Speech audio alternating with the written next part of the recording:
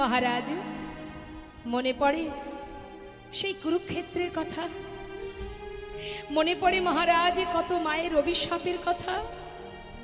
যে মায়েরা কেঁদেছিল তাদের মুখের অভিশাপ, তাদের প্রত্যেকটি চোখের জলের অভিশাপ, সে তো সব তোমাকেই বহন করতে হচ্ছে।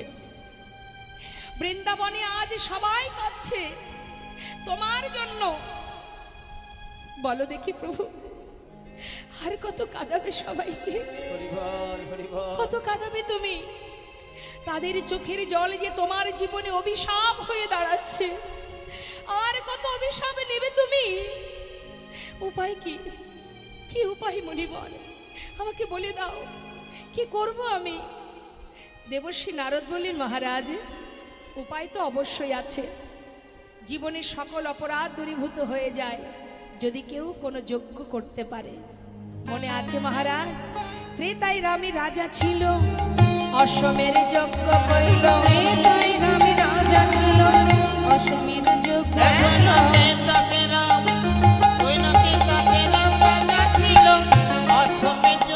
করিল। দানব্রত যজ্ঞ হবে, মহারাজ দানব্রত যজ্ঞ হবে।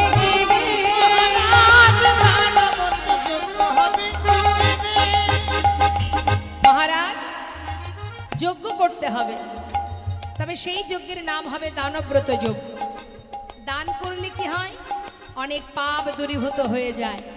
তাই আজ যে যজ্ঞ হবে, যে যজ্ঞ তুমি করবে, তার নাম দানব্রত যজ্ঞ। তবে যজ্ঞের নিয়ম কি? যজ্ঞের নিয়ম শোনো মহারাজ। দেবর্ষি নারদ বলছে, মা, তার মনের একটা চিন্তা, মনের একটা আশা, যে যদি প্রভু যজ্ঞ করে তাহলে সবাইকে নিমন্ত্রণ করবে, বৃন্দাবনবাসী সবাই আসবে, আর আসা মাত্রই মা যশোমতী গোপাল পাবে, রাধারানী গোবিন্দ পাবে। হরিবল হরিবল। বলছে মহারাজ, যজ্ঞের নিয়ম কি আছে শুনে নাও। যে জনা যা চাইবে হাসি মুখে দিতে হবে, যে জনা যা চাইবে হাসি মুখে দিতে হবে। দান করিবে হাসি মুখে, দান করিবে হাসি মুখে।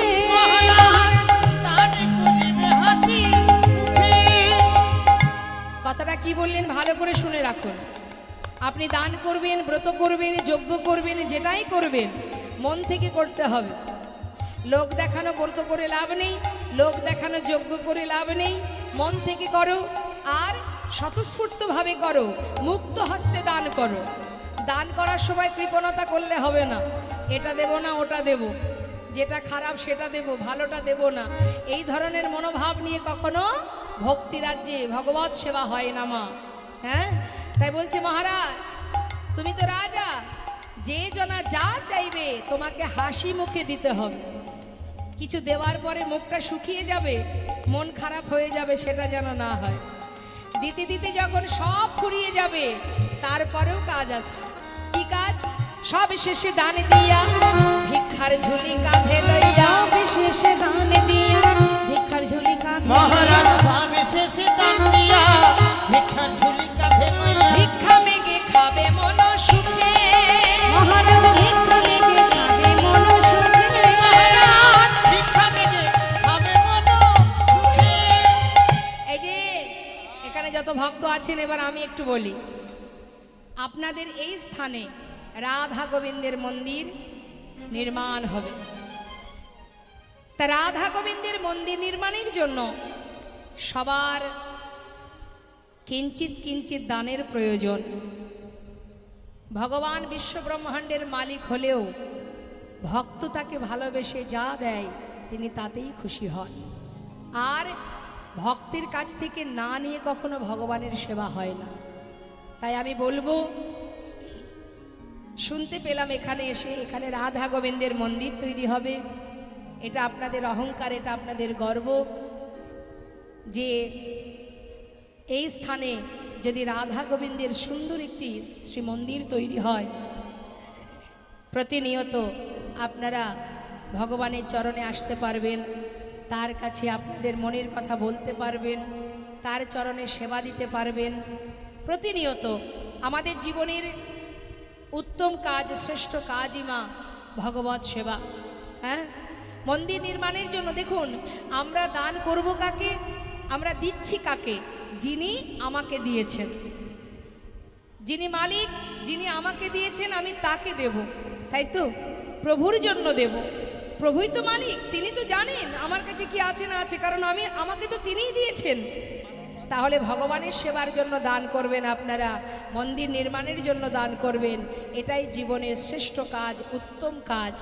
হ্যাঁ, তাই সঠিক পাত্রে দান করতে হয়, যেখানে সেখানে দান করতে নেই। দান করতে গেলে সঠিক পাত্রে দান করতে হয়। কেমন? আর ভগবানের সেবার জন্য দান, এ তো শ্রেষ্ঠ দান, উত্তম দান। দান 3 রকমের আছে। আস্তে, ঝগড়া পরে হবে, একটু মন দিয়ে শুনে নিন। 3 রকমের দান আছে: রাজসিক দান, সাত্ত্বিক দান, তামসিক দান। তামসিক দানটা কেমন? এক বন্ধু আর এক বন্ধুকে খুশি হয়ে মদ্যপান করবার জন্য টাকা দান করল, দেয় না? বন্ধু আমার উপকার করেছিস, তোকে 1000 টাকা দিলাম, বাজার থেকে খেয়ে নিস। আবার অনেকে বলে, কিরে বন্ধু এত বড় কাজ করলাম, খাওয়াবি না? তার মানে কি? এটাও দান। তাহলে এটাও দান, এটাকে বলা হয় তামসিক দান। হ্যাঁ, বাজারে গিয়ে খেয়ে নিস।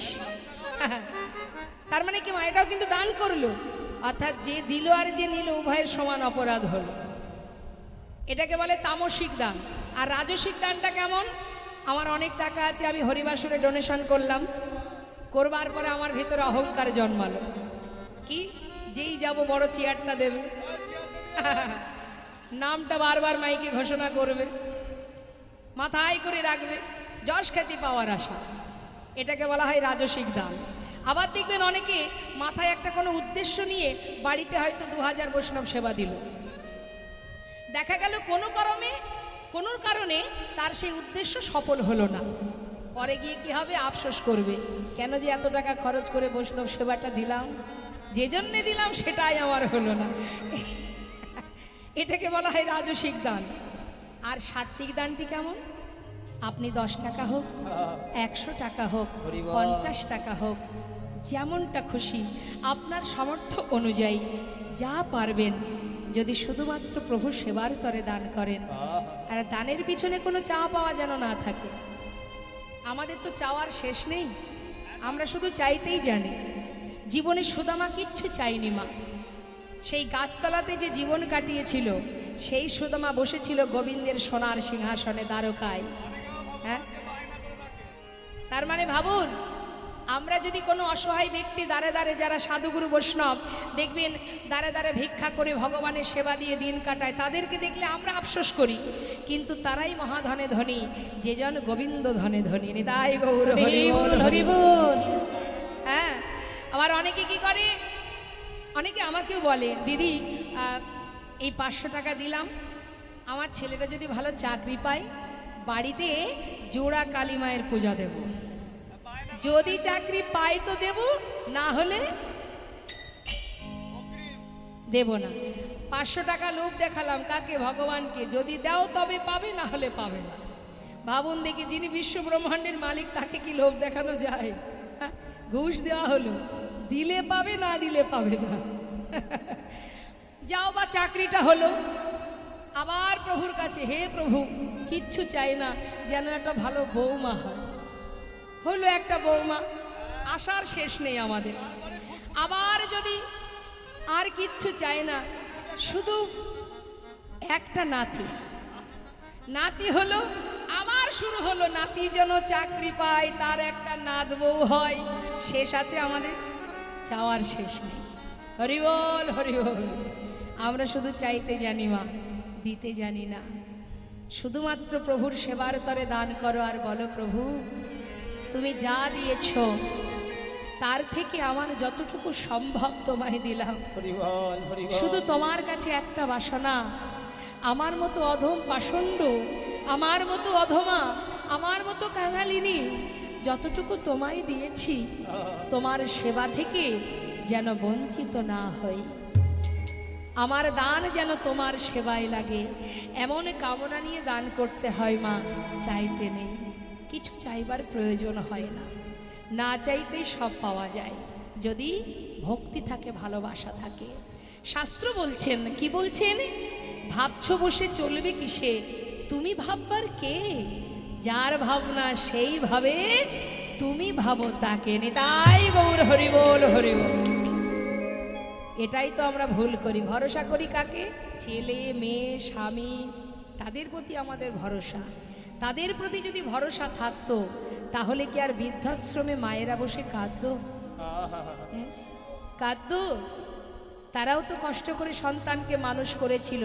শেষ জীবনে সন্তানের প্রতি ভরসা ছিল তাদের, কিন্তু অবশেষে বৃদ্ধাশ্রমে চোখের জলে দিন কাটলো তাদের। হরিবল হরিবল। তাই মা, ভরসা তাকেই করা যায়। মানুষ যখন তখন বদলে যায়, মানুষ পরিস্থিতির কারণে বদলে যেতেই পারে। জগতে এমন একজন আছে যে কখনো বদলায় না, যে কখনো তোমার পাশ থেকে সরে যাবে না, হরিবল হরিবল। যে তোমার দুঃখে আছে, সুখে আছে, যে তোমার ভালোতে আছে, মন্দতে আছে, তোমার মাথার উপরে ছায়ার মতো আছে। শুধু তোমার দেখার নয়ন নেই, তাই তুমি দেখতে পাচ্ছ না। যারা দেখেছে, তারা বুঝেছে, তারা সংসার ছেড়ে চলেও গেছে।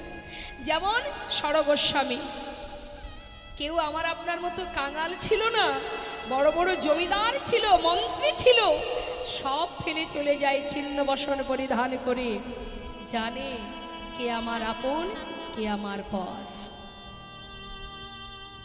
তাই মাগো, বিশ্বকবি রবীন্দ্রনাথ ঠাকুর তিনি গিয়েছিলেন, আমার হিয়ার মাঝে লুকিয়েছিলে দেখতে আমি পাইনি তোমায়, দেখতে আমি পাইনি। আমার হিয়ার মাঝে লুকিয়েছিলে, দেখতে আমি পাইনি তোমায়, দেখতে আমি পাইনি। বাহির পানে চোখ মেলেছি, বাহির পানে আমার হৃদয় কানে ছাইনি আমার হিয়ার মাঝে লুকিয়েছিলে, দেখতে আমি পাইনি তোমায়, দেখতে আমি পাইনি।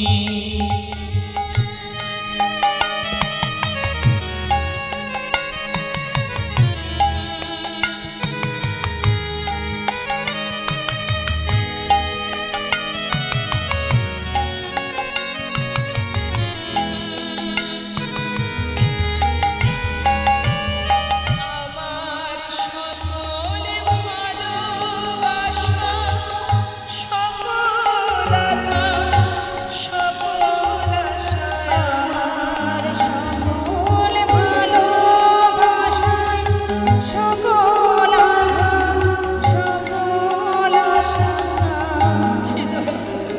হরিবল হরিবল। তুমি যেমন আমার দুঃখেও ছিলে, তেমনি তুমি আমার সুখেও ছিলে। তুমি ভালোতে ছিলে, মন্দতে ছিলে, সর্বদাই তুমি আমার কাছে ছিলে। কিন্তু আমি তোমার কাছে যাইনি প্রভু। আমার সকল ভালোবাসা, সকল আঘাত, সকল আশায় তুমি ছিলে আমার কাছে, তুমি ছিলে। আমি তোমার কাছে যাইনি। আমার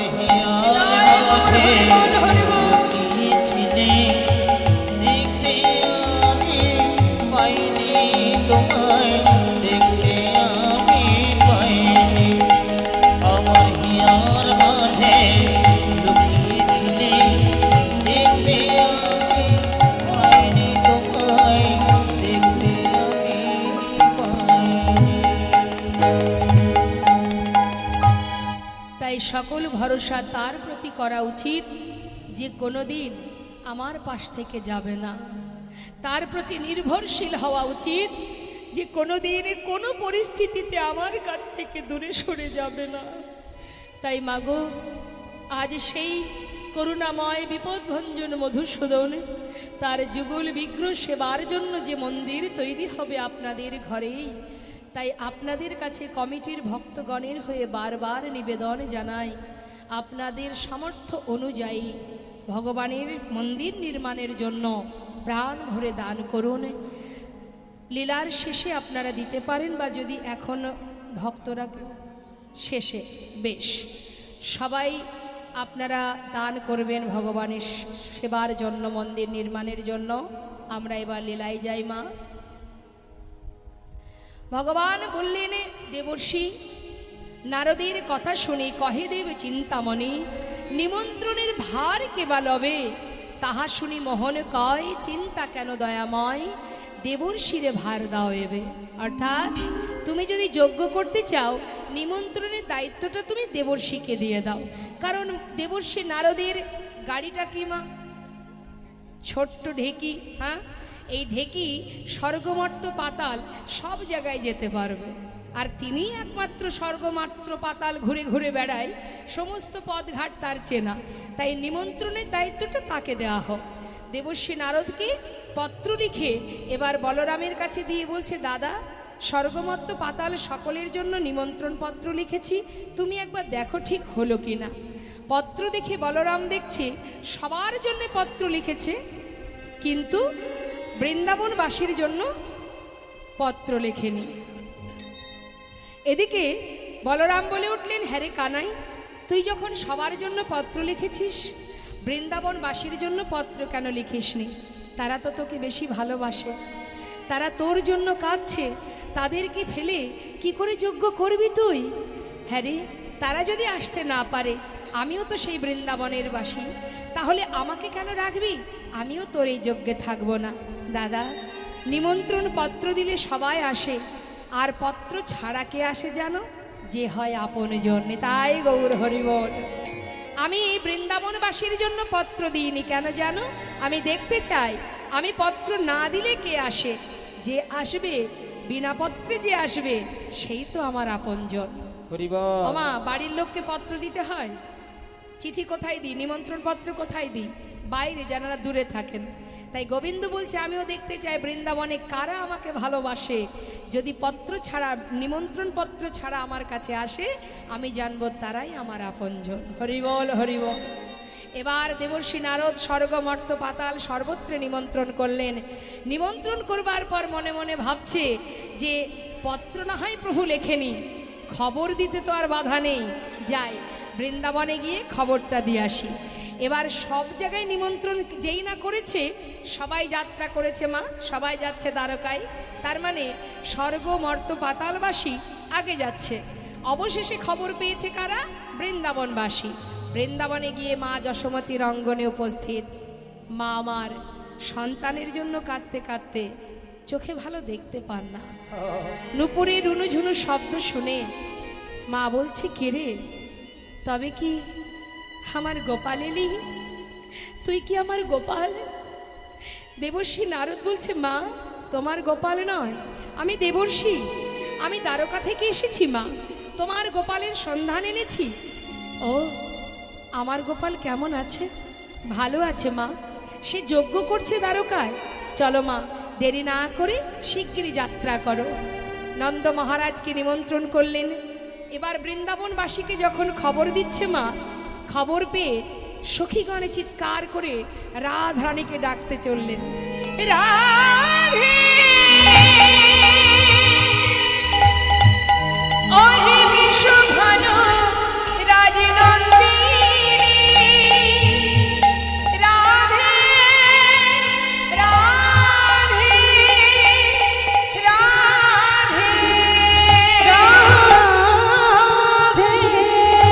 রাধে রাধে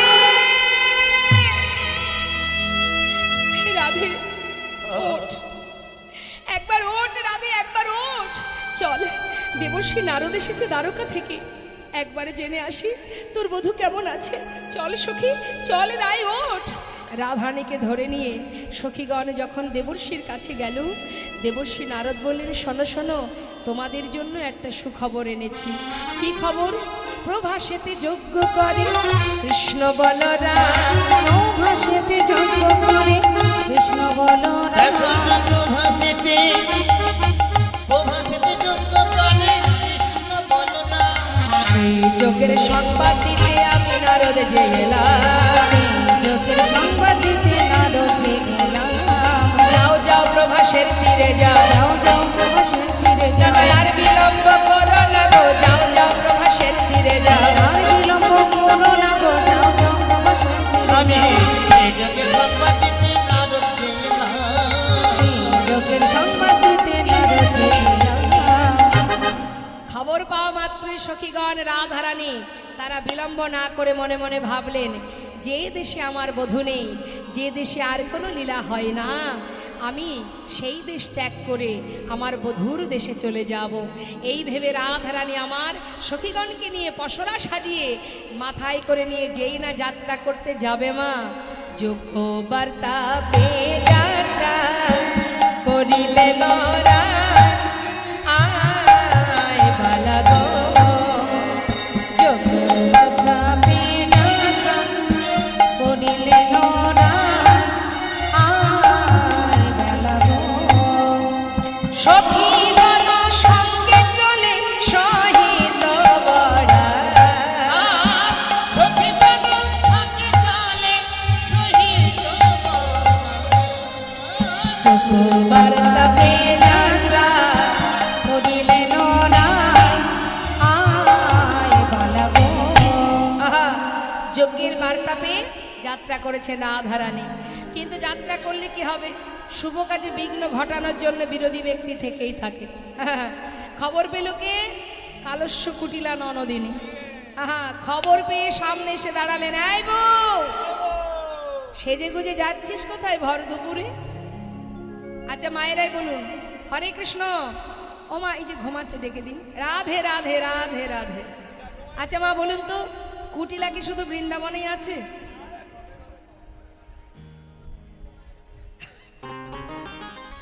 প্রত্যেকটা বাড়িতে আছে? বাপরে বাপ।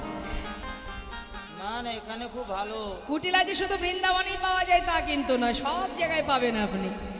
হ্যাঁ, কুটিলমতি যার, যে অন্যের ভালো সহ্য করতে পারে না, সেই তো কুটিলা, তাই তো? তা এখন ঘরে অবশ্য কুটিলমতি যার, তাদের মুখ দেখলে চেনা যায়। এখানে সেরকম কোনো মুখ পাচ্ছি না।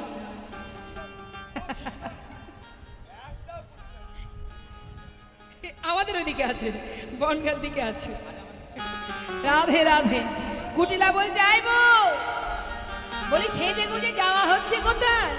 তখন কুটিলা কহে, কুটিলে রাখালে দে মন সপিলে। কুটিলা কহে, কুটিলে রাখালে দে মন সপিলে। চিরকালে তোর কলঙ্ক গেল অলা। ওলো রাধেল চিরকাল কার, ওলো রাধেল চিরকাল কার, ওলো রাধেল চিরকাল কার, ওলো রাধেল চিরকাল কার।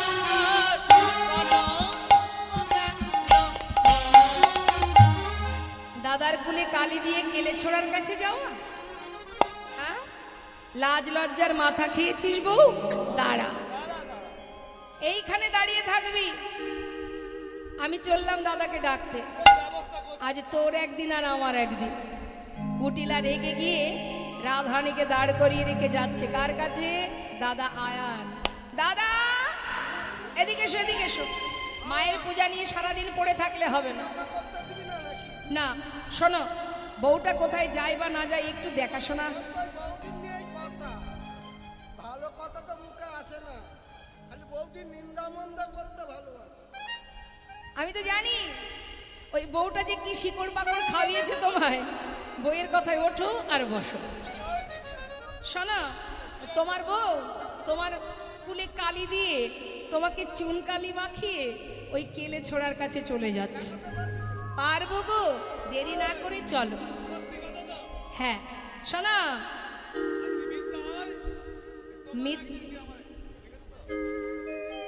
আয়ান বলছে, দেখ কুটিলে, প্রতিদিন তুই এসে বইয়ের নামে আমাকে নিন্দা মন্দ করবি।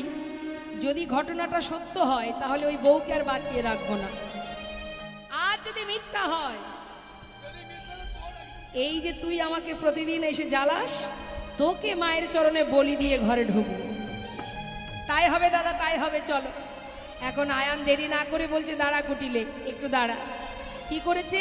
ক্রোধেতে আয়ান হয়ে কম্পমান, ক্রোধেতে আয়ান হয়ে কম্পমান, বসি তুলে নিল হাতে। ক্রোধেতে আয়ান হয়ে কম্পমান, বসি তুলে নিল হাতে। কাঁপিতে কাঁপিতে দাঁড়ালো আসিয়া কুটিলার সম্মুখেতে, কাঁপিতে কাঁপিতে দাঁড়ালো আসিয়া কুটিলার সম্মুখেতে। এই দেখ ওষি নিয়ে এসেছি, এই দেখ ওষি নিয়ে এসেছি, ফুলের কাঁটা দূর করিতে। এই দেখ ওষি নিয়ে এসেছি, আমি ফুলের কাঁটা দূর করিতে এই দেখো নিয়ে এসেছি। কাঁপিতে কাঁপিতে দাঁড়ালো আসিয়া কুটিলার সম্মুখেতে। কাঁপিতে দাঁড়াচ্ছি এখন রাখার কাছে।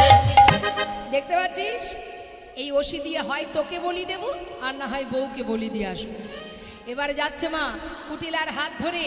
যেই না রাধানীকে পথের ধারে দেখেছে পসরা হাতে নিয়ে দাঁড়িয়ে আছে, কাছে এসে বলে, ছি ছি ছি ছি ছি, কোথায় যাচ্ছিস নিজের স্বামী ছেড়ে?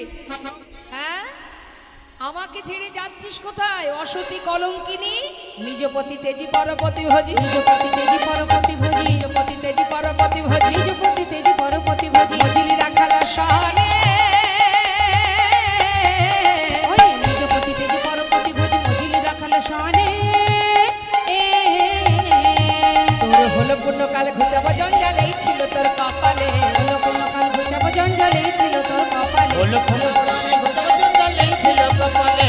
রাধে তোর প্রাণনা শিব, রাধে তোর প্রাণনা শিব, রাধে তোর প্রাণনা শিব, রাধে তোর প্রাণনা শিব। ফুলের কাঁটা দূর করিব, রাধে তোর প্রাণনা শিব। আবার ফুলের কাঁটা দূর করিব, রাধে তোর প্রাণনা ছিল। হলো পূর্ণকাল ঘুচাবো জঞ্জালেই ছিল তোর কপালে। হলো ফুলের কাঁটা জঞ্জালেই ছিল কপালে।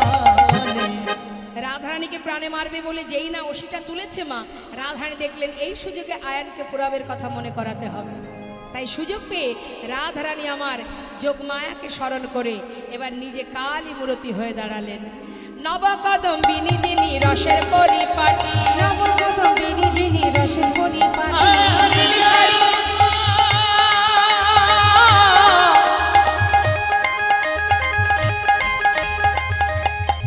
রাধারানী আমার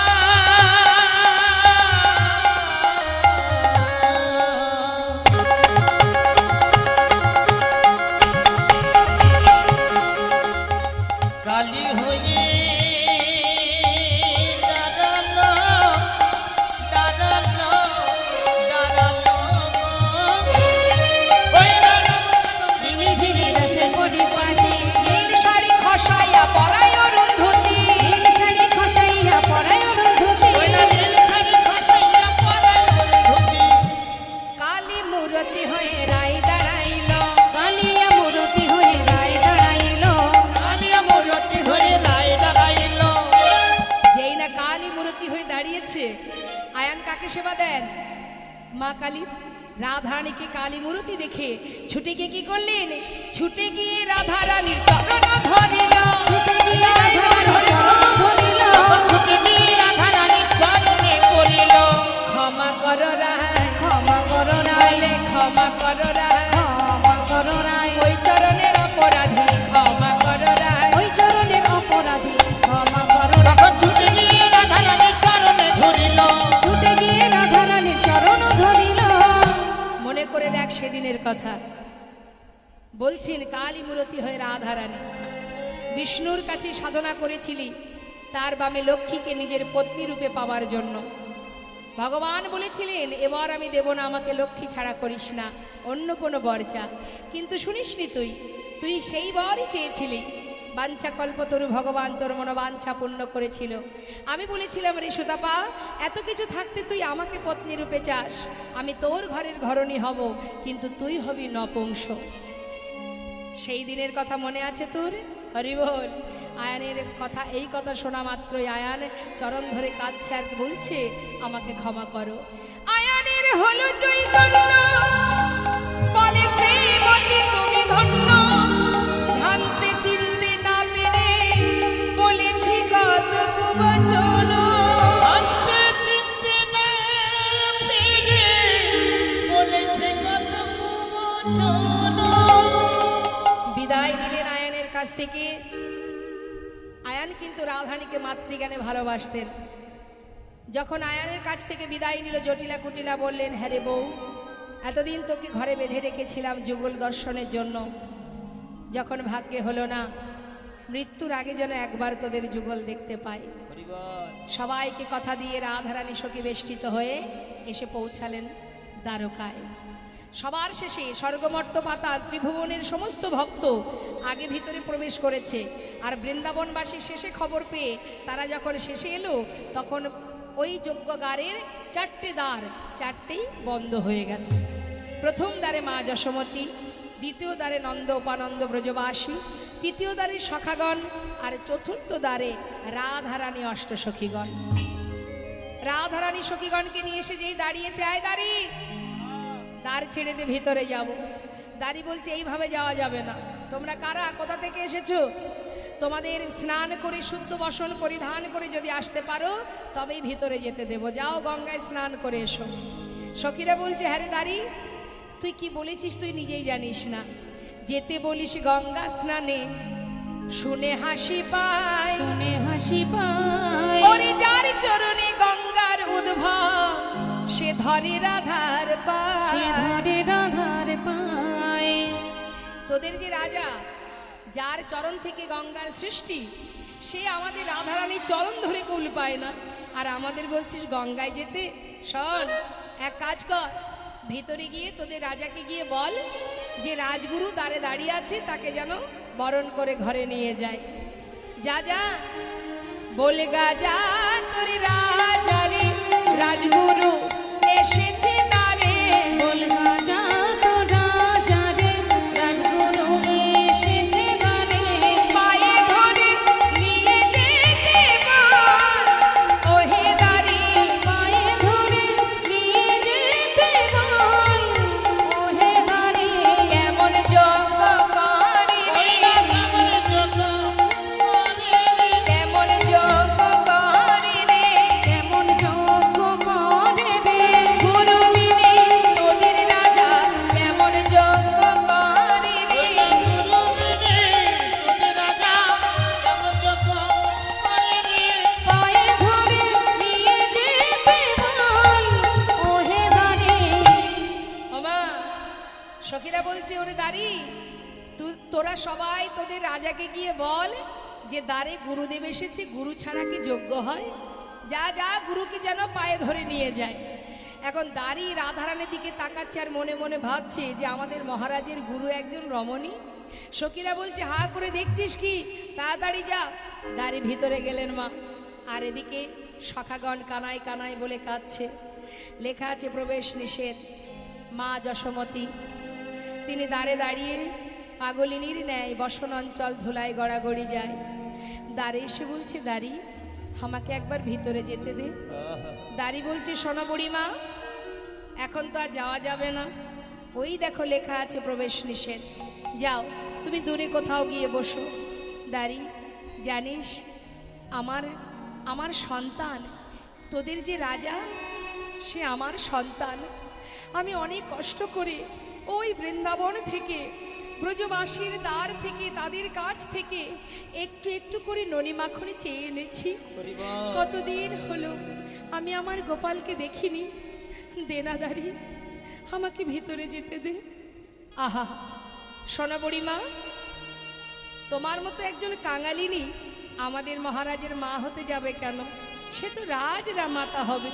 শোনো, তুমি এক কাজ করো, বুঝেছি বয়স হয়েছে, অভাগিনী কাঙালিনী, হয়তো খেতে পারো না, পড়তে পারো না, তাই পাগলের মতো কাঙালিনীর মতো বকছো। ও বুড়িমা, ওই দূরে দাঁড়িয়ে থাকো। আমাদের মহারাজ বড় দয়ালু, যজ্ঞ শেষ হয়ে গেলে তোমাকে ডাকবো, তোমার যা চাই আমাদের মহারাজের কাছ থেকে চেয়ে নিও। যাও।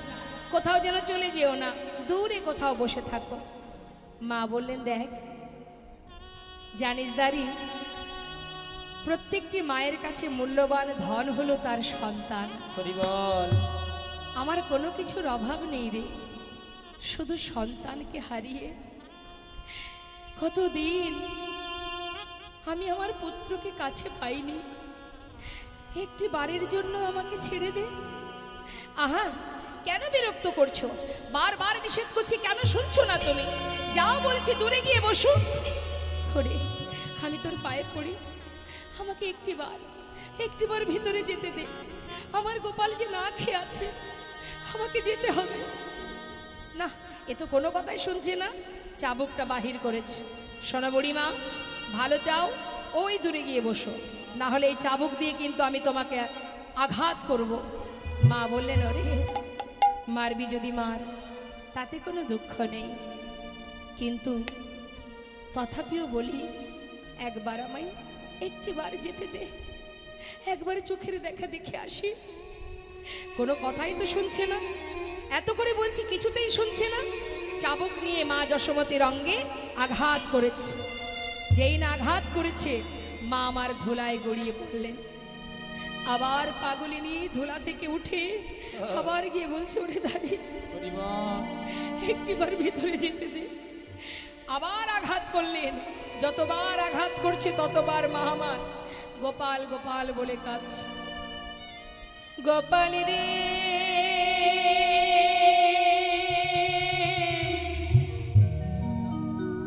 গোপাল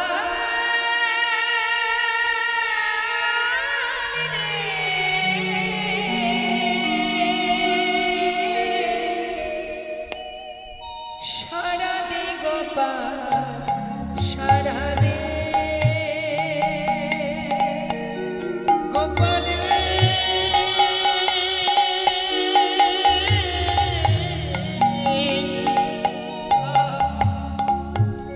একবার সারা দে গোপাল, সারা দে। অভাগিনী মা তো,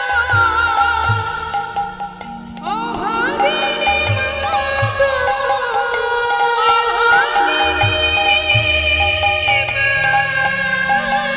তো, ধোকারে কাঁদে সারা দে গোপাল, সারা দে।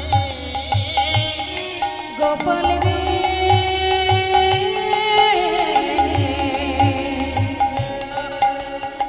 সারা দে গোপাল, সারা দে।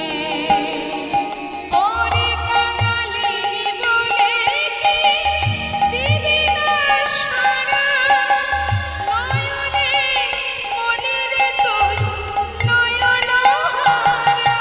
ওই কাঙালিনী বলে কি তুই দিবি না সাদা, নয়নে মনিরে তুই নয়ন হারা। দেখিতে কি পাইব, দেখিতে কি পাইব, দেখিতে কি পাইব সেই নয়নে। সারা দে গোপাল, সারা দে গোপাল রে।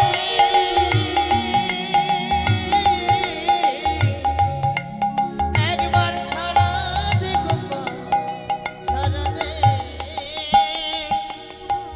যে বাঁশি বাজিয়েছিলি বৃন্দাবনে,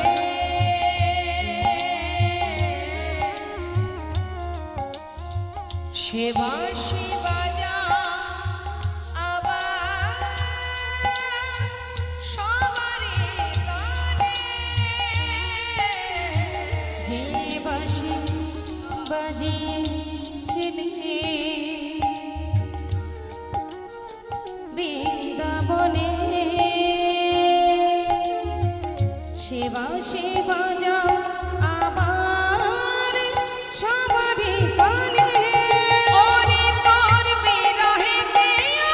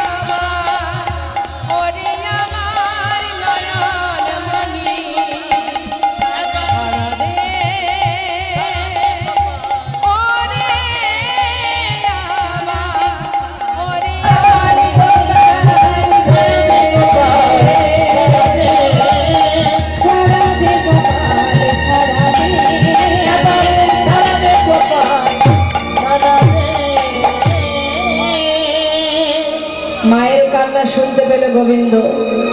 মা দ্বারে চিৎকার করে কাঁদছে, সেই মায়ের কণ্ঠ যখন গোবিন্দের কানে। মা সবেমাত্র যজ্ঞের পূর্ণাহুতি দেবার পর এবার জলের ঝাড়ি নিয়ে দাঁড়িয়েছে। মায়ের চিৎকার শুনে গোবিন্দ বললেন, মা, মা এসেছে, আমার মা এসেছে দ্বারে, এবার আমাকে যেতে হবে। দাদা, দাদা, আমি আর থাকবো না। জলের ঝাড়ি ফেলে দিয়ে এবার ছুটতে ছুটতে গোবিন্দ যাচ্ছে। মা কোথায়? মায়ের সঙ্গে দেখা করবে। চার দ্বারে ছুটছে, চারটে রূপ ধারণ করে। বাঞ্ছা কল্পতরু ভগবান সকলে বাঞ্ছা পুরাবে বলে, বাঞ্ছা কল্পতরু ভগবান সকলে। এবার দেখছি কি কি সত্য প্রেমের সখা গান দেখিতে পাইল, সত্য প্রেমের সখা গান দেখিতে পাইল, সত্য প্রেমের সখা গান দেখিতে পাইল, সত্য প্রেমের সখা গান দেখিতে পাইল। ভাই কানাই, ভাই কানাই বলে কাঁদে গেল, ভাই কানাই, ভাই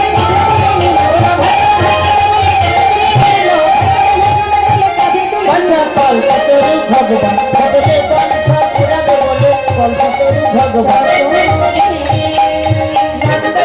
নন্দ দেখে দুয়ারে দাঁড়ায়ে, নন্দ দেখে দুয়ারে দাঁড়ায়ে, রামগোবিন্দ বসে দুটি বাঁধা মাথায় লয়ে, রামগোবিন্দ বসে দুটি বাঁধা মাথায় লয়ে, রামগোবিন্দ বসে দুটি বাঁধা মাথায় লয়ে। বাঞ্ছা কল্পতরু ভগবান সকলে বাঞ্ছা পুরাবে বলে, কল্পতরু ভগবান। দেখবেন বাড়ির বাচ্চারা কি করে জানেন? রান্না বান্নার সময় দেবে আপনাকে, কিন্তু ভাত বারবার আর সময় দেবে না। খাদ্যি দেবে না মোটে, খাদ্যি। সারাদিন রান্না বান্না করবার সময় দেবে, ভাত বাড়ার সময় আর 1 মিনিট সময় দেবে না। মোটে খাদ্যি তা আমরা 3 ঘন্টা ধরে লীলা সেবন করলাম, অবশেষে মিলনের সময় আমাদের আর মন স্থির নেই। ভালো কথা, মিলন দেখে না গেলে বাড়ির মিলনও ভেঙে যাবে। ও মা, কোনে যাচ্ছ? যান এবার দেখি, ঘর যাচ্ছ? বাড়িতে গন্ডগোল লেগে যাবে, সেটা ভালো। মিলন দেখলে মিলন হবে, তাই তো? মিলন না দেখলে যান বাড়িতে। মিলন দেখে যেতে হয়, রাধা গোবিন্দের যুগল দেখে যেতে হয়। বলা যায় এখন আছি, একটু পরে নাও থাকতে পারে। কি যাচ্ছেন কোথায়? কোথায় আর বাড়ি? হ্যাঁ, ওই যেখানে ঘুমাতে যাচ্ছি, থাকবার বাসা যাকে বলে, ওই যে বাসা, ওই বাসায় যদি চোখ বন্ধ করে ঘুমায়, দেখবেন মা, সকালবেলা যে চোখ মেলতে পারবো সেটারও আমরা কোনো গ্যারান্টি দিতে পারবো না। পারবো? আর তাছাড়া ঘুমানোর জন্য অনেক সময় পাওয়া যাবে। এমন একটা দিন আসবে সারা জীবনের মতো ঘুমাবো, সেদিন মন চাইলেও আর তাকাতে পারবো না। আর একবার বিচার করে দেখুন, 24 ঘন্টার মধ্যে ক ঘন্টা আমরা ঘুমাই? সারা রাত ঘুমাই, আবার দুপুরে ঘুমাই, সকালে সেবার পরেও বোধহয় আর একটু ঘুমালে ভালো হয়। আমি ঘুমাই 12 ঘন্টা।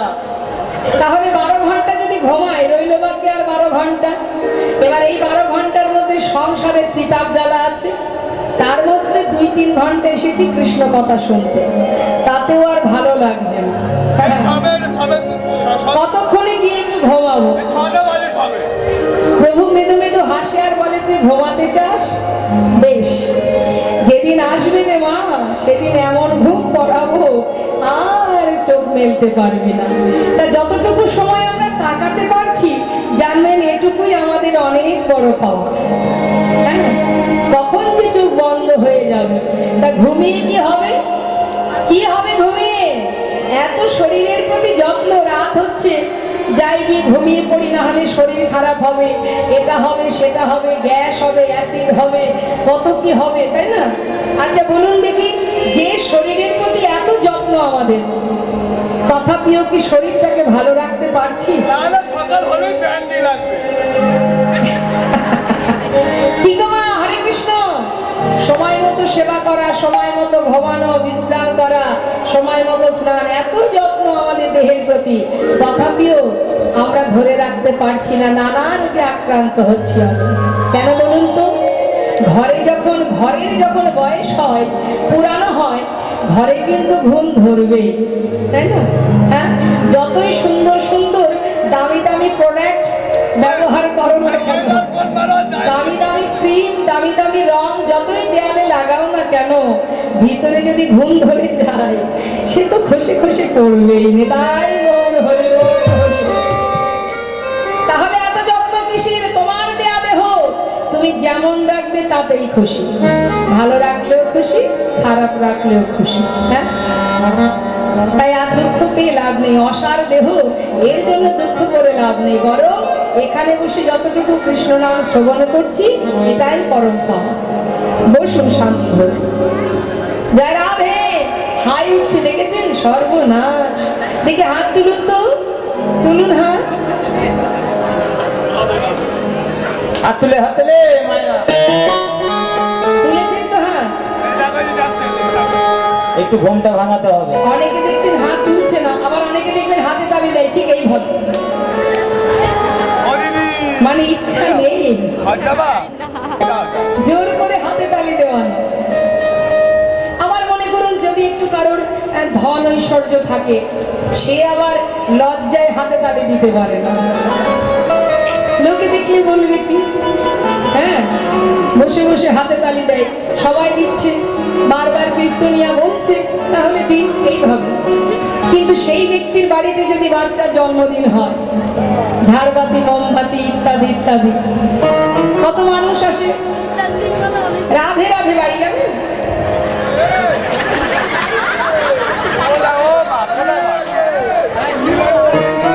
রাধে রাধে বাউন্ডারে যাবেন, আমিও যাব। দেন দেন। হ্যাঁ হ্যাঁ, রাধে রাধে। ওমা বসুন বসুন বসুন বসুন। বাবা, যেজন দেখবেন এখানে হাতে তালি দিতে চায় না, লজ্জা সম্মান চিন্তা করে, তার বাড়িতে যদি তার বাচ্চার জন্মদিন হয়, তখন দেখবেন বাচ্চাকে খুশি করার জন্য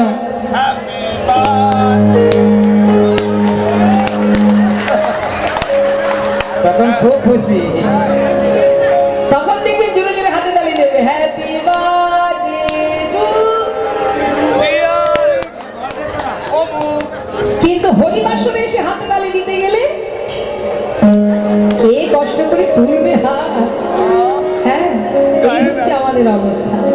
সেজন্যই হাতে তালি দিতে পারবে প্রাণ ভরে যার মাঝে কৃষ্ণ প্রেমের উদয় হয়, আর কোনো কিছু না ভেবে হাত তুলে প্রাণ ভরে হরি নাম করে। একবার তুলতে চাই, সবাই মিলে হাত তুলবেন, একসঙ্গে আমরা গাইব, চলো চলো নয়নে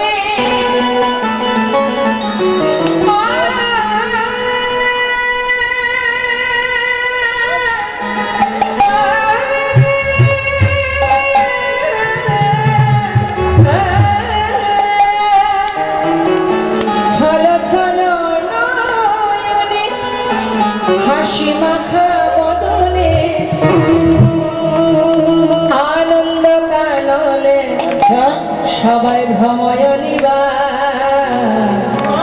তো হাত তুলে একবার হরি বল, হরি বল, হরি হরি বল, হরি বল, হরি বল, হরি বল,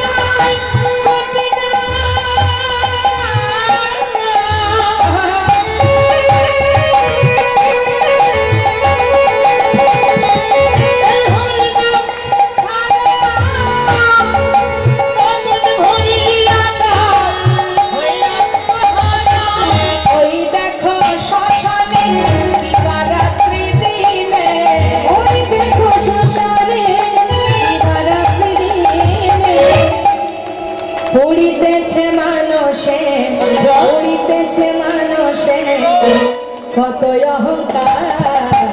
হরি বল, হরি বল, হরি রে আমার। হরি বল, হরি বল, হরি রে আমার। হরি বল, হরি বল, হরি রে আমার। হরি বল, হরি বল।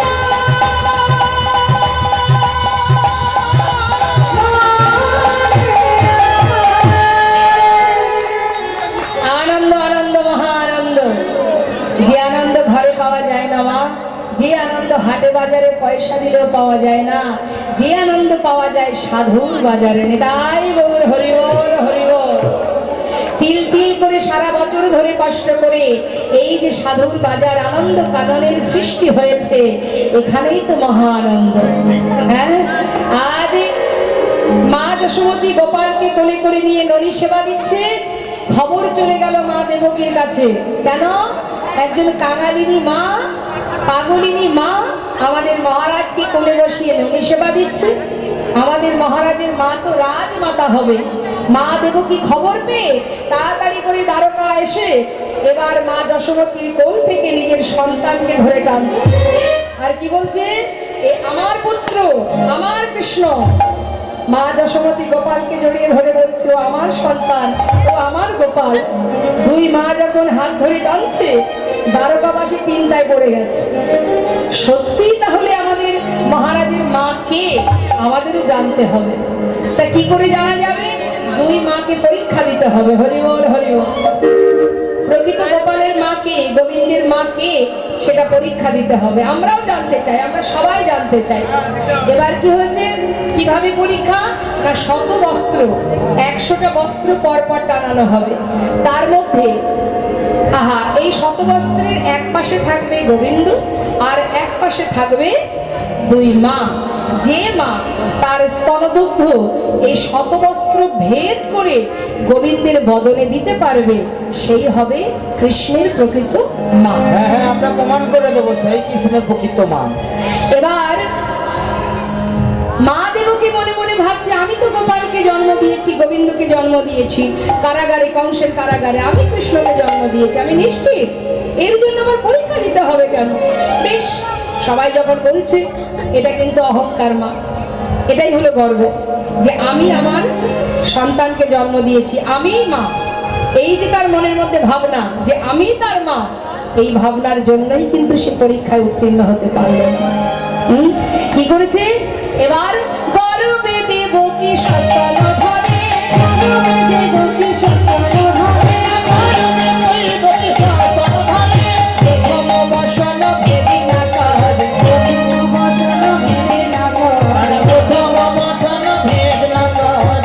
ভেদ হলো না, ভেদ হলো না, ভেদ হলো না, ভেদ হলো না, প্রথম বসন ভেদ হলো না, প্রথম বসন ভেদ হলো না, প্রথম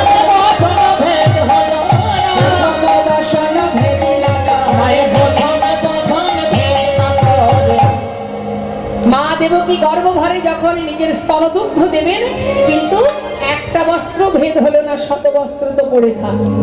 সবাই বললেন, এবার মা যশোমতী তুমি এসো, তুমি কেমন মা তার প্রকৃত সেটা প্রমাণ দিয়ে যাও। মা যশোমতীর দীনতা প্রকাশ। কি বললেন? গোপাল দেখ বাবা, সমাজের কাছে হয়তো আমি আজকের পরীক্ষায় উত্তীর্ণ যদি নাও হই, আমার কোনো দুঃখ নেই। সবাই জানবে আমি তোর মা নই, কিন্তু তুই তো জানবি তুই আমার সন্তান, আর আমি জানবো তুই আমার সন্তান। হরি বল, হরি বল।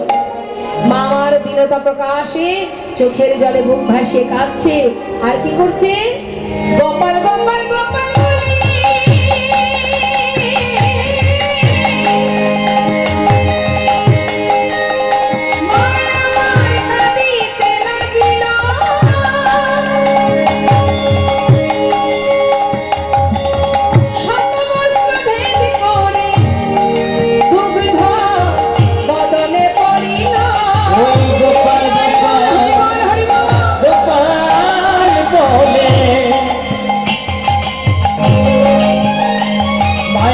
কাঁদিয়া উঠিল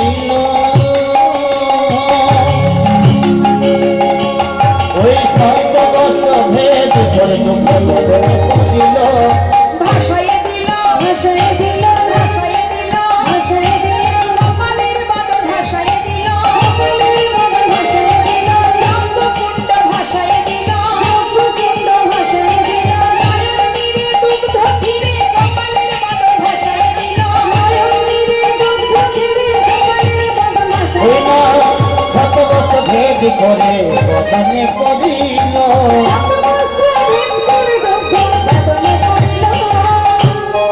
যখনই মায়ের স্তনদুগ্ধ গোপালের বদনে গেল, সবাই বললেন তাহলে গোপালের প্রকৃত মা মা যশোমতী। তার মানে মা, এখান থেকে প্রমাণ হলো জন্ম দিলেই যে মা হতে পারবে তা নয়। হরি বল, হরি বল। এবার কি হলো, গোবিন্দকে জিজ্ঞাসা করলেন মা দেবকী, আমি কেন স্তনদুগ্ধ দিতে পারলাম না? গোবিন্দ বললেন, মনে করে দেখো মা পুরাবের কথা, একবার নয় বারবার তুমি দুগ্ধ থেকে আমাকে বঞ্চিত করেছিলে। যখন রাম অবতারে বনবাসে যায়, তখন আমার মা কৌশল্যা আমার জন্য এক বাটি দুগ্ধ এনেছিল। তুমি সেই দুগ্ধ পান করতে দেবে না বলে মায়ের হাত থেকে ফেলে দিয়েছিলে। 14 বছর পর ফেরার পথে তুমি আমায় বলেছিলে, রাম, এই জন্মে যা ভুল করেছি পরের জন্মে তোকে সন্তান রূপে গর্ভে পেতে চাই। আমি বলেছিলাম তাই হবে মা। পরের জন্মে তুমি হলে দেবকী, তোমার গর্ভে এলাম, তুমি আমায় ভূমিষ্ঠ করলে। ভূমিতে আসা মাত্রই তুমি স্তনদুগ্ধ না দিয়ে, এক ফোঁটা দুগ্ধ পান না করিয়ে পিতার মাথায় করে আমাকে গোকুলে পাঠিয়ে দিলে। সেদিনও দুগ্ধ দাওনি, তবে আজ কেন পান করবো? আর মা যশোমতীর দুগ্ধ পান করলাম কেন? এই মা যিনি ছিলেন ধরাসতী, একটি স্তনের বিনিময়ে এক মুষ্টি তন্ডুল ভিক্ষা করে এনে আমাকে সেবা দিয়েছিল।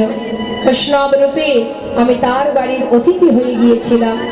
কথা দিয়েছিলাম, যে স্তনের বিনিময়ে আজ তুমি সেবা দিলে, পরের জন্মে তোমার সন্তান হয়ে সেই স্তনদুগ্ধ আমি পান করব। তাই বল, হরি বল। এদিকে রাধারানী সখীগণকে নিয়ে দাঁড়িয়ে আছে। হঠাৎ সখীরা কি দেখলেন? মধুর রসে সখীগণ দেখিতে পাইল, মধুর রসে সখীগণ দেখিতে পাইল, মধুর রসে সখীগণ দেখিতে পাইল। সখীরা কি দেখছে? গোবিন্দ আসছে। আর গোবিন্দকে রাজবেশ পরিধানে দেখে রাধারানী আমার ঘোমটাটা সুন্দর করে টেনে আড়াল করলেন মুখখানি। আহা, অভিমানে কমলিনী বদন ফিরাইল, অভিমানে কমলিনী বদন ফিরাইল, অভিমানে কমলিনী বদন ফিরাইল, অভিমানে কমলিনী বদন বাঞ্ছা কল্পতরু ভগবান, সকলের বাঞ্ছা পুরাবে বলে কল্পতরু ভগবান। সখীরা বলছে, আয় রাধে, যার জন্য এত কষ্ট করে এলাম, তাকে দেখা মাত্রই এমন করে মুখটা ঘুরিয়ে দাঁড়ালি, কি ব্যাপার? শ্রীমতী রাধারানী বললেন, সখী রে, আমি তো কোনো রাজাকে ভালোবাসি নাই, আমি ভালোবেসেছিলাম এক রাখালকে। আমি কোনো রাজাকে চিনি না, তুই চলে যেতে বল। গোবিন্দ তাড়াতাড়ি করে রাজবেশ খুলে রেখে এবার রাখালের বেশ পরিধান করে রাধারানীকে দুহাত ধরে তার পাশে বসালেন। তাড়াতাড়ি করে ধরে বসালেন বামে, তাড়াতাড়ি করে ধরে বসালেন বামে, তার সরে মুছাইল নাই মুখ ঘামে,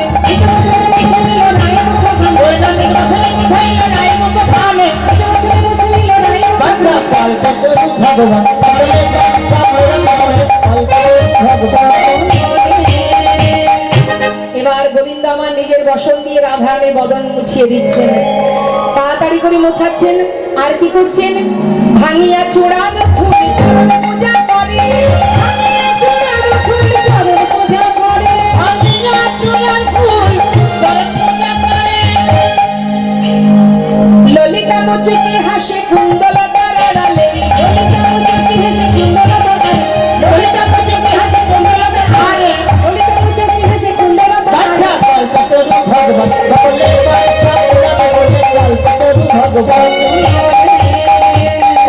ললিতা সখী হাসছে মৃদু মৃদু আর বলছে, হে মা তা জানে না, হে মা তা জানে না, হে মা তা জানে না, হে মহিমা তা জানে না, নারীর চরণ সেবা করে, হে মা তা জানে না, হে নারী সেবা করে, হে মহিমা তা জানে না। পুরুষ হয়ে নারীর চরণ পূজা করে? হ্যাঁ হ্যাঁ, হে মা তা তো আগে কখনো দেখিনি। আর কি করলেন মা? এবার ওই প্রভাস নদীর থেকে জল এনে রাধারানী চরণ ধৌত করছেন গোবিন্দ।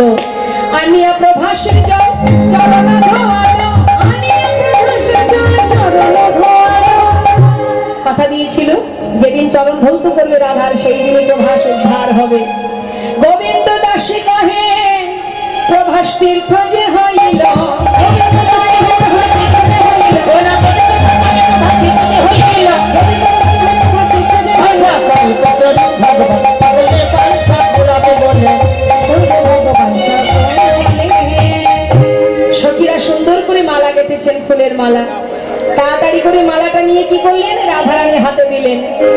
গাথিয়া মালতীর মালা গায়ের করে দিল গাথিয়া মালতীর মালা গায়ের করে দিল।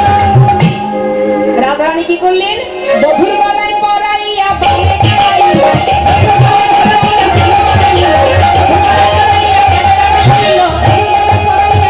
বাঞ্ছা কল্প করে ভগবান ভগবানের বাঞ্ছা পুরাবে বলে কল্প করে ভগবান।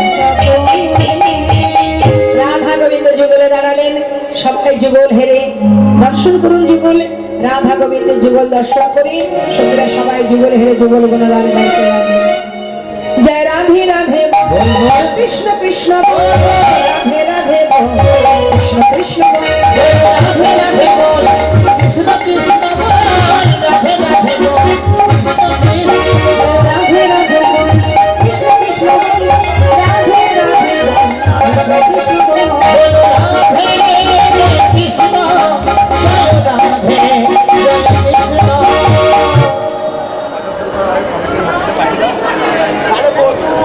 জয় রাধে রাধে। মায়ের একটু বসুন একটু বসুন। বসুন আপনারা, আমরা দুটো ভজন শ্রবণ করব। আর কমিটির ভক্তগণ যারা আছেন আপনারা ভক্তের কাছ থেকে ভিক্ষা গ্রহণ করুন। মন্দির নির্মাণের জন্য সবাই আপনাদের কাছে সাহায্যের হাত বাড়িয়েছে। আপনাদের ক্ষমতা অনুযায়ী আপনাদের সামর্থ্য অনুযায়ী আপনারা ভগবানের জন্য দান করে যান। যারা রাধে দান না দিয়ে যাবেন না, দিয়েও কিঞ্চিত না করিও বলছেন। যারা রাধে শুনবো আমরা ভজন।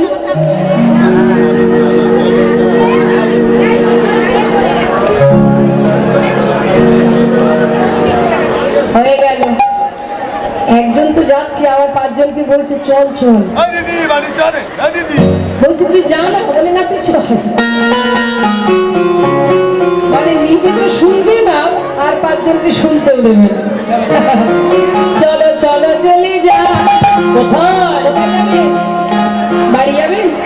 চলুন চলো চলো চলে যা, চলো চলে যা বৃন্দাবনে চলো সবাই।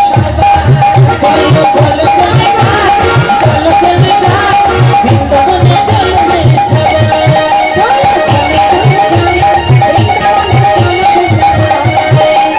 শ্রীমতীর সাথে লয়ে, শ্রীমতীর সাথে লয়ে হরি গেছে কানায়। চলো চলে যা বৃন্দাবনে চলো মেরে সবাই। বৃন্দাবনে চলো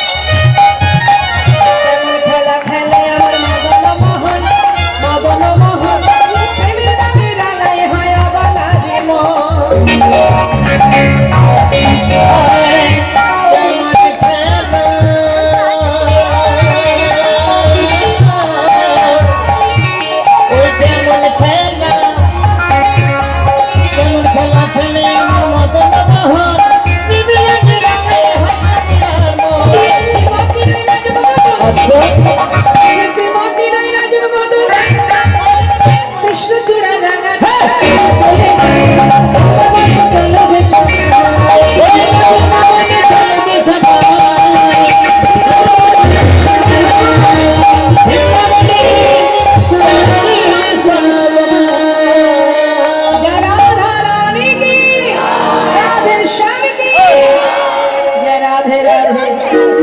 अरे की भजन আমার সুন্দর, দু হাত তুলে কৃষ্ণ বলে বাহু তুলে সুলভা হরি বলে